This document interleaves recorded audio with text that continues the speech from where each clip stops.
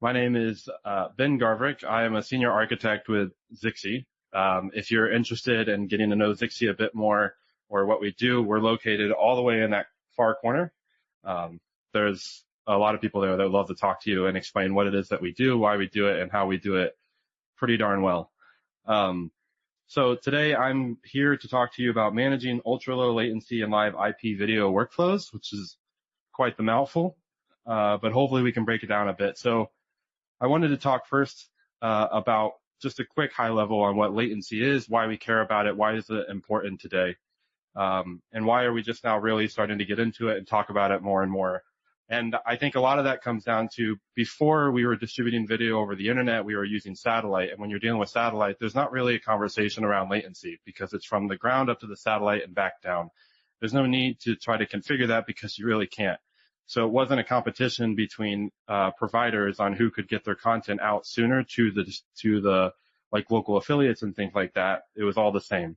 But now that we're distributing over the internet, there's so many different ways that you can configure your latency, and there's different protocols that you can use. There's different techniques and features of each protocol and how you set up your network. It's very can be a very fine-grained process and configuring that, and something that shouldn't be overlooked when you're setting up your workflows. So before I talk about some of those characteristics and things that we need to change and set and how Zixi does it, I want to quickly talk about this slide. So I don't know if anybody saw this. Maybe it's just the algorithm on my LinkedIn feed, but this was blowing up my LinkedIn after the Super Bowl, talking about all of the different latencies that happened on this most recent Super Bowl. And to my earlier point, a slide like this wouldn't even have existed years ago when we were dealing with satellite. But now that we're dealing with video over the internet, this is a hugely important graph for so many different reasons, talking about sports betting, or if you're just a huge sports fan, right, and you're trying to watch the game and your neighbor is watching it on a different platform and they get it sooner than you and they start cheering because their team got a touchdown, but you haven't seen it yet. Like, that's just kind of insulting, and hurtful. So it's crucial to make sure that your latency is set as low as you can go while also maintaining the quality of the video. If you set your latency too low because you're worried about making sure that it gets to the destination first, that's great. But if your quality of the video suffers because you can't re-request packets and correct the video, it's kind of useless. And it might be even worse to your downstream consumer. So I don't want to go fully into this, but you can see the metrics there. It's pretty helpful stuff. So one thing to consider when you're dealing with latency and how you're setting it is a couple of factors around the network that you're dealing with, because networks all change. Most of us are going to be distributing or streaming over the internet, right? So, and when I say streaming, Zixi is in the contribution workflow space. So we're taking it from source and sending it somewhere to be packaged for the distribution side. So a couple of things you have to consider is when you're dealing with the internet mainly, then you have to worry about, the backhoe that takes out the fiber line because they're putting in some sidewalk or something down the street, or because of a weather incident that took down a pole that took down their cable for a local network, or just a router update that went array, or, the local gremlins that just live in your network that wreak havoc because it's a Tuesday. So things like that you have to worry about, that you need to also try to keep in mind when you're setting your latency. And most networks, if they're healthy, can do something with, like, we would consider ultra low, right? So down to the milliseconds, 10 milliseconds if you can get it. Average latency today, I would say, is probably higher, maybe in the seconds, because you're dealing with all those things I just mentioned. But when you do things like that, when you set your latency high, you're leaving a lot of overhead on the table. Because if the network that you're dealing with is really good quality, like high quality, not very lossy, then you could have your latency set to 4 seconds, but the packets could actually get to the destination in milliseconds in an ultra low kind of fashion. So on that same vein, what Zixi decided to do when we realized that this was a problem, we first of all designed our protocol to be able to handle ultra low loads. So you can get down on a latency level to maybe sub 20 milliseconds if you wanted to make sure that your video is getting to the destination as quick as possible. The other thing that we came up with was what we call dynamic latency. The idea with dynamic latency is that instead of setting your latency once and forgetting it and walking away, you set your latency at the highest point, at the ceiling. So if you think your network can't go let's say 4 seconds is the highest latency you'll ever need for it.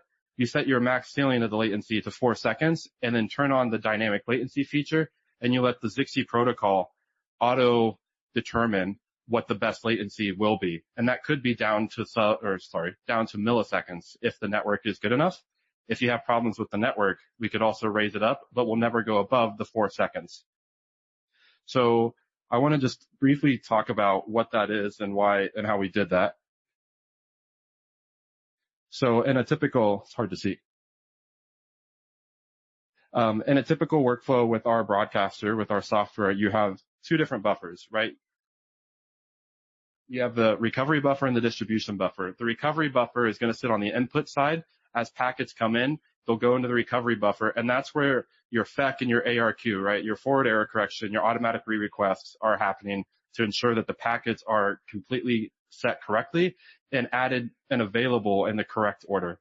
Once they're correct and fully complete, they're then provided or made available for the distribution buffer, where it grabs the packets and makes them available for all the outputs.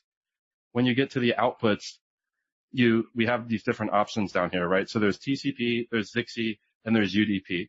When you're dealing with TCP is always, as fast as it comes in, it's going to go out. So as soon as we release the packets on the input, because we decided that they come, they're fully baked, they're ready to go, they're fixed, and they're in the correct order, they're available for any protocol like TCP, and TCP will just send them out right away down to the next output, whatever is next in the chain. When you're dealing with UDP, you have the latency value that you can set, and you can't go anything below that latency. So if you set your latency to 4 seconds, they're going to sit in the full set of the buffer, recovery and distribution, for the full 4 seconds before they're released to the next hop.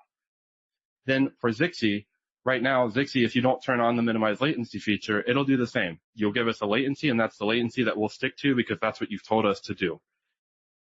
But if we go to here, and with the Zixi minimize latency feature, you can see that the latency budget was a total of 4 seconds. You had a 2-second recovery buffer, and you had a 2-second distribution buffer.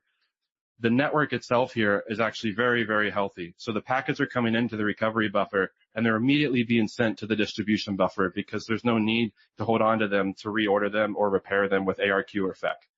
So as soon as they're released to the distribution buffer, again, TCP just grabs them and sends them on their way. UDP waits for the full 8 seconds of the entire buffer. And Zixi right now is set in the middle, because if you remember on the previous slide, Zixi was set for the middle of the full 8 seconds, so the 4 second. So it's going to wait until 4 seconds and then send it.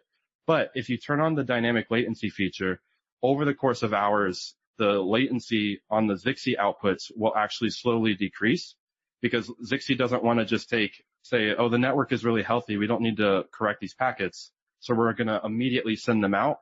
No, we want to hold on to them for just a little bit longer and slowly decrease that latency, or you'll easily overflood or overwhelm the downstream system if you just change the arrival time of the packets.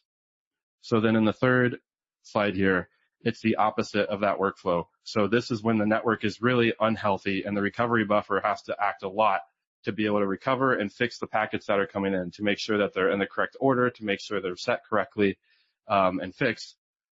And so you can see all three are now a lot shorter on when they're being released. Again, UDP is at the end of the 8 seconds. TCP is as soon as they're available.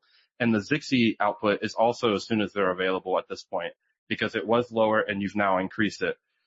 But in the world of a network that is just completely normal and actually is starting to have good days and bad days, then you'll see that the recovery buffer will start to go down. And when it goes down, the line for the Zixi output will slowly decrease until it reaches the start of the recovery buffer.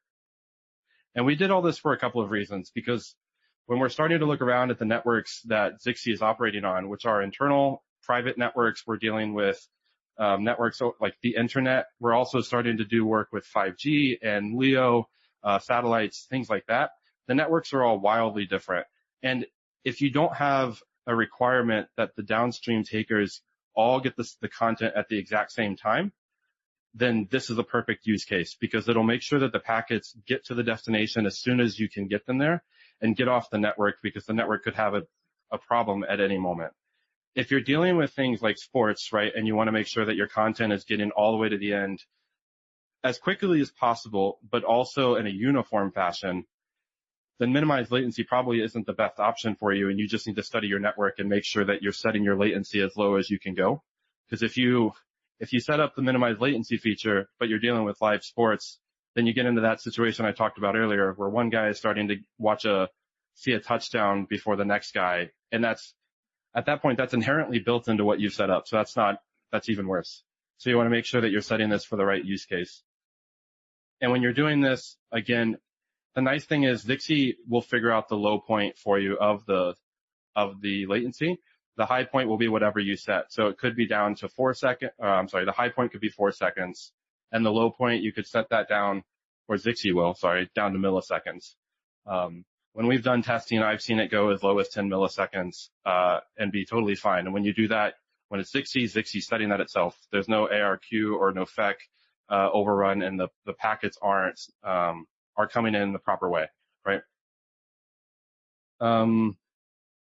So the last thing to mention about this is the other big reason that we decided to set this was just that, or to create this, was because when you're dealing with the network, and like I was saying, how the network can be volatile and it can have good days and it can have bad days. A lot of times in my previous companies and other platforms and tools that I've worked with, I've seen that when you do go to set the latency, you have to set it once. And once you set that latency, resetting it, changing it requires a restart of the stream, which is not good and causes problems downstream to the consumer. And the other thing is, we are just, humans. We can study the network best we can, and we can figure out what the RTT is and try to find calculations from that and look at our payload and what our ARQ and FEC is. But we're never going to set that properly, and we're never going to set that actually 100% accurately. So there's always going to be overhead left on the network, on the line. So doing the dynamic latency feature, one, allows for the latency to change in real time. It won't cause any sort of stream restart, and it's a graceful change so that the downstream device receiving the stream won't have any problems. There won't be any overflow errors, or the buffers on their side won't be flooded. The other thing is, the algorithm, it's the network that's actually setting the latency for you. So you don't need to worry about studying it and taking the time and the man hours to work through what your latency should be and set it. You just say, I have a good feeling about 4 seconds, because why not? So let's set that as the ceiling, and then let Zixi go through and determine that it actually can be way lower. And then maybe you go in and you look at it periodically and say, okay, for a week now it's been set to 1 second. I could actually change the ceiling of this latency if we wanted to. Yeah. So, sorry, I'm just reading my notes, making sure I've covered everything. Yeah, I think that's it. I think Zixi, we created the minimized latency feature because we saw a problem in the industry with the networks, with latency being too high, and there's overhead that you can easily manage and take care of. So if you download the Zixi broadcaster and use Zixi to confirm, to set up your outputs to make sure that they are using the least amount of latency as possible and your streams as low latent as possible.